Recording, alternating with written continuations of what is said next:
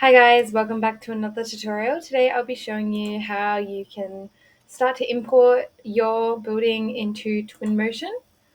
So the first thing here is I'm just going to show you quickly some of the options because there are some pretty cool settings you get to play around with and some options that Twinmotion gives you when you are importing a model, and it might seem a little bit overwhelming to new beginners. So the first thing here is just a model I've whipped up, very basic house that we have here in Rhino. Um, Twinmotion takes a whole bunch of data types, model types, so you can be exporting from 3ds Max, Revit, and Rhino, and other programs, so on. So the first thing we're going to do is we'll just export selected and just go here. And I'm just going to add that to this file and just go here, and I'm going to go down. Now you can export as an OBJ file, FBX, and a whole bunch of other file types. However, what I've seemed to find works best is the Unreal Datasmith. It just seems to read the languages and transfer all the data over quite smoothly between Twinmotion and Rhino or Revit in most of my user cases. Okay, so I'm just going to save this here as Twinmotion import tutorial. And I'm just going to keep the settings the same and just import that. Oops. Just one thing I will touch on.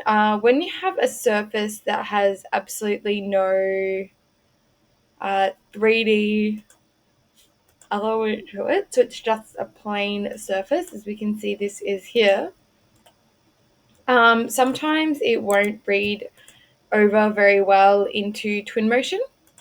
So we'll open up Twinmotion, we'll see how it reads over, but that's just something to keep in mind, that you are trying to mainly work with like these walls here, 3D solid objects. Okay, so we just open up Twinmotion, which looks like this, as I explained in the previous tutorial, and then we can just come down here to the import button, click on that, and hit our import. Now the first thing I'm going to do is actually quickly just set up this layer. I don't like any of that showing, so I just quickly turn that off. Go to here, and we see that we have a whole bunch of options. So I'm going to step you through what they all mean. This is geometry, and this is the first way I'm going to show you how you can import your model. So first thing we go is to import, and then we go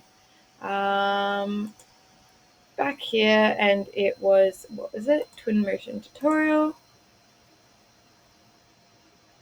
Now the second thing I'm going to show you is these options that you get when you are importing. Now this happens for all import, whether it's a direct link or geometry. But the first and most important option here is our collapse.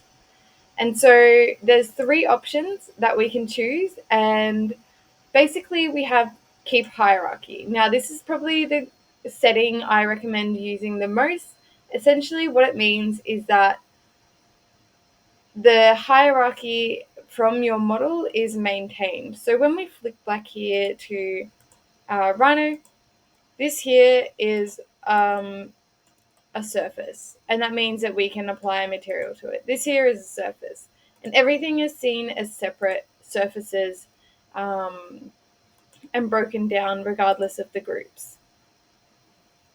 However, when we move to collapse by material, this means that when we go back to our model, any material that here is assigned, particularly relevant for Revit users, is going to be used within Twinmotion.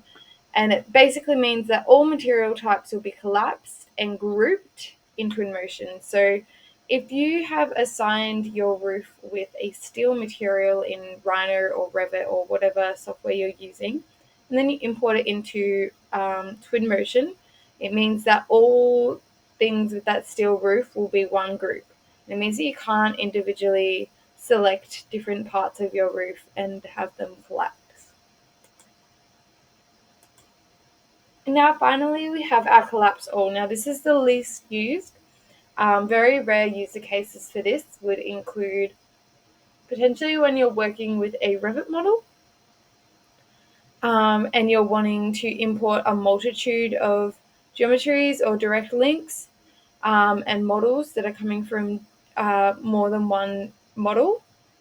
Basically what this here does is it makes your model one group. So when we flick back here, this whole model here becomes one, and it means that you can only assign one material to this, which makes the whole materiality very challenging and impossible to work with, essentially.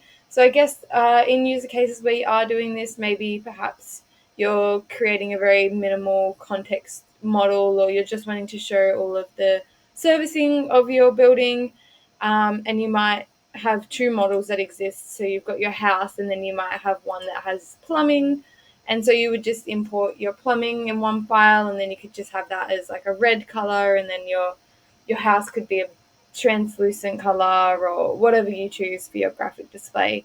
But this is very, very rarely used, and it kind of defeats the purpose of Twinmotion in my personal opinion. But it's a great option to have. So we're going to head back to keep hierarchy, and we're going to hit the import. As we can see, it's read our data, and here we have our house. Yay! And as I mentioned earlier with the whole roofs, we can see that there's already been a stuff up because this very thin surface hasn't been accurately read by Twinmotion, unfortunately. Now the next thing we can do is move into our materials and then basically go ham and start applying materials.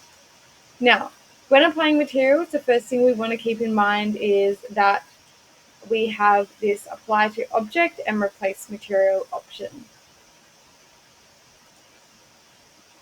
When we click on when we click on apply to object, replace material, this means any material that looks like this white color is getting turned to glass. We see anything that's the same material is the same application, regardless of its layers here. So I like to go to apply to object, which means that I can apply this just to the window, and then perhaps we go back into here and we'll go to wall covering, and maybe we'll do this very ugly sort of color on our. I'm too indecisive when it comes to materials.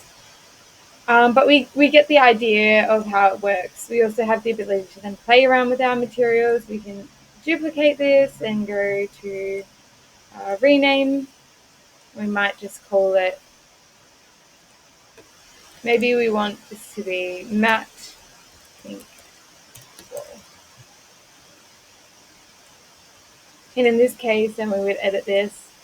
And we go down to color here and click on this and find a nice pink color. Perhaps we'll go for something a bit more.